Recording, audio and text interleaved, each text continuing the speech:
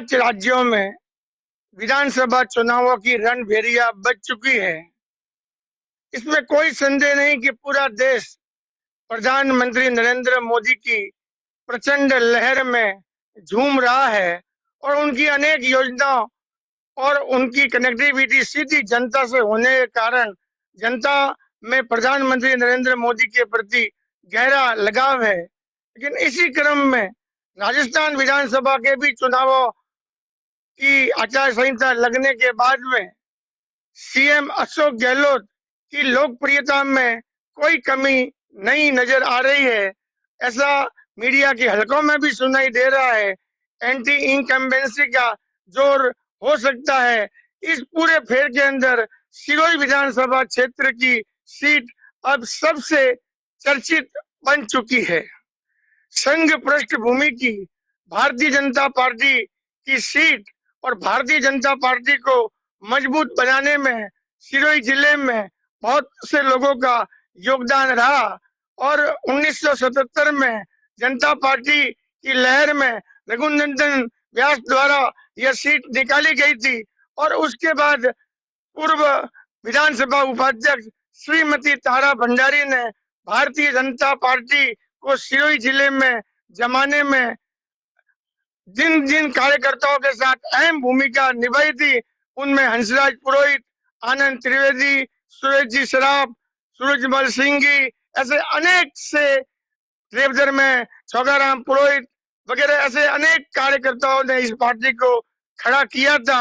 उस वक्त सिरोही के अंदर पूर्व गृह मंत्री बूटा सिंह सांसद हुआ करते थे और उनकी आंधी में भाजपा को जमाने में भाजपाइयों ने बहुत जोर लगाया था और 1990 में श्रीमती तारा भंडारी यहाँ से भाजपा की विधायक निर्वाचित हुई। उसके बाद भी उनकी जीत हुई और भारतीय जनता पार्टी में उसी वक्त में संघ और भाजपा में वर्चस्व की लड़ाई ऐसी बढ़ी कि मुकेश मोदी जो इस सीट के एक दावेदार थे उनकी और तारा भंडारी के कलह में ऐसा खेल चला कि जहां मुकेश जी मोदी की आदर्श बैंक और कोऑपरेटिव को धक्का मिली, वहीं पूर्व विधानसभा उपाध्यक्ष बनने के बाद श्रीमती तारा भंडारी को भी 2 बार पराजय का सामना करना पड़ा, जिसके अंदर जनसंघ के पूर्व नेता प्रकाश राज लोढ़ा के पुत्र संयम लोढ़ा ने कांग्रेस से भारतीय जनता पार्टी की श्रीमती तारा भंडारी को 2 बार हराया। उस दौरान से भारतीय जनता पार्टी संघ और भाजपा सत्ता और संगठन वर्चस्व की लड़ाई में ऐसा बिखराव हुआ जो आज तक उबर नहीं पाया है। इसी चुनौती को पार करने के लिए पूर्व मुख्यमंत्री श्रीमती वसुंधरा राजे ने आज से जब 15 साल पहले भोपा जी को यहाँ पे चुनाव के लिए मैदान में उतारा, उस वक्त भारतीय जनता पार्टी के कद्दावर जिला अध्यक्ष हुआ करते थे विनोद जी परशुरामपुरिया, उन्हें जिला प्रमुख की सीट में हारने के बाद में ऐसा सदमा बिठा कि वो उसके बाद उबर नहीं पाए और उनकी मृत्यु होने के बाद भारतीय जनता पार्टी संगठन में नारायण पुरोहित जिला अध्यक्ष बने या लुम्बाराम चौधरी जिला अध्यक्ष बने। कोटाराम देवासी 10 साल विधायक रहे और उन्होंने अपनी राजनीति चमकाई या ओबीसी की राजनीति चमकाई, लेकिन इस चक्कर के अंदर भारतीय जनता पार्टी की जनरल कम्युनिटी राजपूत और ब्राह्मण इस प्रकार पड़े हुए कि निर्गत विधानसभा चुनाव में निर्दलीय संयम लोढ़ा ने चुनाव लड़कर भारतीय जनता पार्टी के कद्दावर नेता कोटाराम देवासी को वापिस मुंडारा वापसी के लिए मजबूर किया। तब से लेके आज चुनाव की रणभेरिया बच चुकी है। भारतीय जनता पार्टी टिकट की दावेदारी में उलझी हुई है।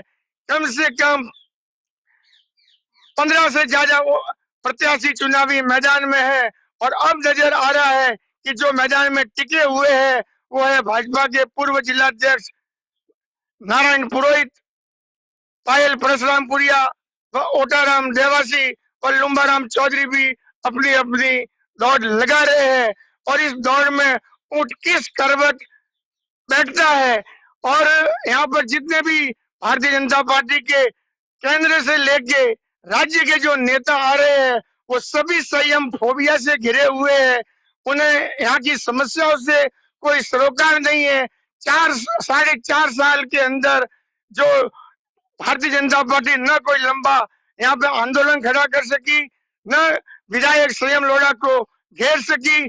जब भी कोई भी केंद्र का नेता आया हो या बाहर का नेता आया हो, उसका एक ही बात होता था, संयम लोढ़ा, संयम लोढ़ा, संयम लोढ़ा। और संयम की बुराई के अलावा भारतीय जनता पार्टी संगठन के पास में कुछ भी नहीं बचा है।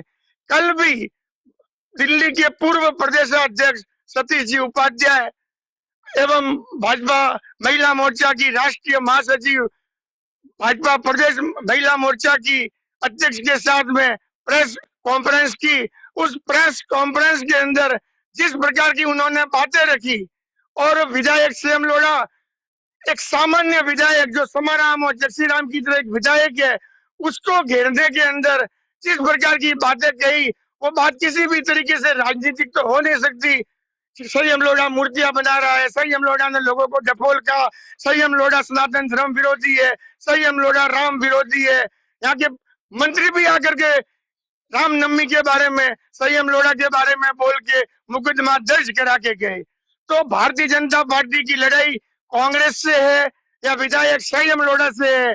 आज यह प्रतीत हो रहा है कि अगर टिकट विधायक संयम लोढ़ा को कांग्रेस से मिलता है या निर्दलीय से मिलता है, भारतीय जनता पार्टी में चुनौती देने वाला कोई नहीं है।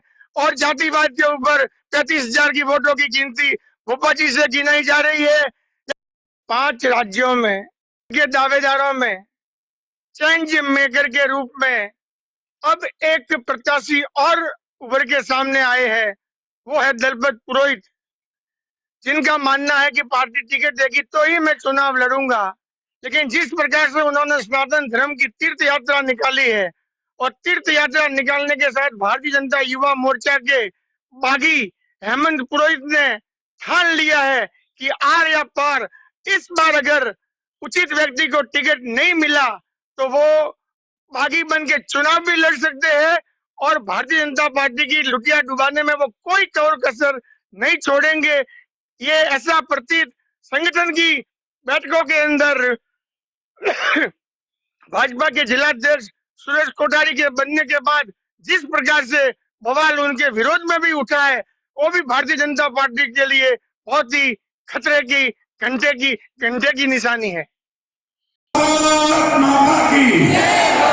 अच्छा, कई बार कार्यक्रम में भारत माता की जय इसलिए हम बीच में बोल देते हैं कि लोग आपस में बात नहीं करें, है ना। तो इसलिए मेरा आपसे अनुरोध है कि यहाँ पर जितनी भी मातृशक्ति बैठी है, ये कार्यक्रम आपके लिए है। और आज के इस कार्यक्रम में हम तो केवल मातृशक्ति को सुनने के लिए आए हैं। महामंत्री और बहुत ही होनहार महामंत्री जो पहले उत्तरांचल में प्रवक्ता थी, और उत्तरांचल के अंदर हायर एजुकेशन में शादी में सवाल कर रहे हैं। मानो आप सब बहनों की निवेदन है, आप लोग मंदिर जाइए, वो दिन बहुत फोटो दिन है, लेकिन मेहरबानी करेंगे सब लोग बूथ में जाए, वोट देना है 25 मंदिर जाइए। कोई हमारी बहन वोट दीजिए, मंदिर की जाए और संकल्प आपने लेवा। क्यों लेना है? क्योंकि आदरणीय प्रधानमंत्री नरेंद्र मोदी जी का उपवास से भगवान राम आ रहे भगवान राम आ रहे। अगर भगवान हमें मजबूत नहीं करता, भगवान शक्तिशाली होकर नहीं करता, तो आपने भगवान की पूजा अशोक गहलोत की सरकार काम कर रही है। और किस प्रकार से भारतीय जनता पार्टी देश भर में काम कर रही है। आज हमारे प्रधानमंत्री एक ऐसे व्यक्ति हैं, मोदी जी, जो कहते हैं वो करते हैं। और सचमुच अगर वो महिलाओं की बात करें तो वो महिलाओं के बारे में चिंता करते हैं, सोचते हैं। जैसे ही वो चुनकर आए 2014 में, और जब वो मुख्यमंत्री भी रहे गुजरात के, तब किया जब वो मुख्यमंत्री थे। और ऐसे ही जब वो देश का नेतृत्व करने के लिए आए, और जब वो हमारे प्रधानमंत्री जी की एक दूरदर्शी सोच के कारण हुआ है, जब उन्होंने इस योजना को निकाला। और इसके बाद जो आज हमारे देश का जो रेशियो है, वो 1000 पुरुषों पे 1020 महिलाएं हैं। ये पूरे देश का रेशियो मैं आपको बताना चाहती हूँ, इसके लिए आप सब मैं साथ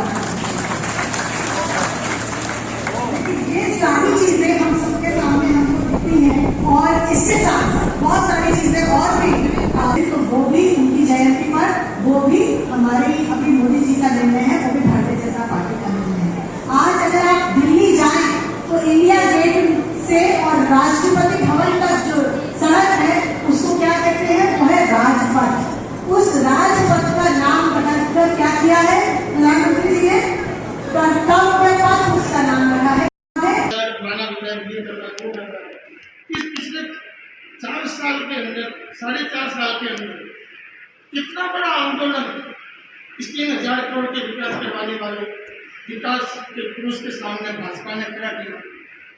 अब इस चुनाव के अंदर भाजपा अभी भी 70% न जाता हो। ये एक बड़ा है, लेकिन मैं विश्वास के साथ कह सकता हूँ कि हमने इस पूरे जिले के अंदर तीनों सीटें भारतीय जनता पार्टी भारी बहुमत से जीतेगी और राजस्थान में भारतीय जनता पार्टी की सरकार निश्चित रूप से बनने जा रही है। सभी प्रकार के आंकड़े जो आप देखेंगे, सभी प्रकार के जितने भी रिपोर्ट्स आई हैं, जितने भी सर्वे हुए हैं और जो हमारे भी आंतरिक सर्वे हैं, इसमें भी हमने जो काम किया है, तो मैं कह सकता हूँ कि पूरी तरह से सिरोही में इस बार शानदार तरीके से कमल खिलेगा और तीनों जो विधानसभाएँ हैं वो भारतीय जनता पार्टी जीतेगी। महिलाओं के मुद्दे हैं, पेपर लीक के मुद्दे हैं, भ्रष्टाचार के मुद्दे हैं, लाल डायरी, हरी डायरी, पीली डायरी, नीली डायरी, सफ़ेद डायरी, मालूम नहीं कितनी डायरियाँ हैं।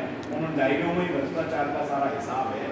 वो हिसाब किताब सारा निकल करके इस राजस्थान की जनता पूरी तरह से इन डायरियों के बारे में भी देख रही है। ना पानी है, ना बिजली है, ना कोई योजना है, हर जगह भ्रष्टाचार का बोलबाला है। और मैं दीप्ति रावत राष्ट्रीय महामंत्री हैं, महिलाओं के संदर्भ में अपनी बात रखेंगी, लेकिन देश का नागरिक होने के नाते एक बात मैं जानता हूँ, दिल्ली की राजधानी में मैं रहता हूँ, कि राजस्थान की पहचान उसके शौर्य के लिए थी, राजस्थान की पहचान उसकी वीरता के लिए थी, राजस्थान की पहचान उसकी ऐतिहासिक धरोहरों के लिए थी। लेकिन यहाँ के विधायक, यहाँ के जो मुख्य द्वार हैं, वहाँ पर केवल अपने नाम के लिए यहाँ की जो ऐतिहासिक चीज़ें हैं उनको भी वो समाप्त करने का प्रयास कर रहे हैं। और सिरोही की जनता का इस बार बहुत अच्छे से इसका जवाब मिलेगा और भारतीय जनता पार्टी का कमल खिलेगा। मैं आग्रह कर रहा हूँ दीप्ति जी से